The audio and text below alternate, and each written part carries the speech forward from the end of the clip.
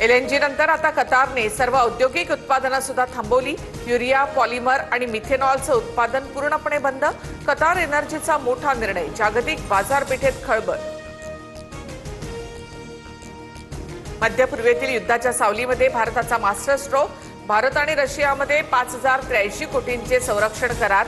रशियाकडून आधुनिक missile system आणि हेलिकॉप्टर्सची खरेदी। इस्रायली पंतप्रधान नेत्यानाहूंकडनं युद्धजन्य परिस्थितीची पाहणी।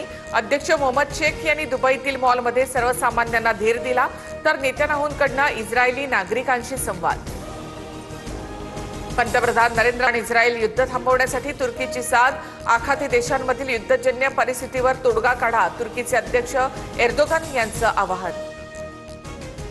मध्य पूर्वेतील तणाव, इराण इस्रायल युद्धाच्या पार्श्वभूमीवर काश्मीरमध्ये दुसऱ्या दिवशीही निर्बंध।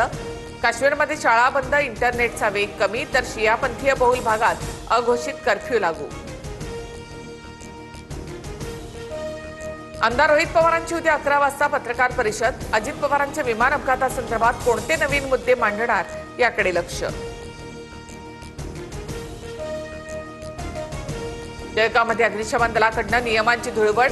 खानदेश सेंट्रलच्या खासगी कार्यक्रमात पालिकेच्या अग्निशमन बंबाचा अनधिकृत वापर, सर्व स्तरातून टीकेची झोड।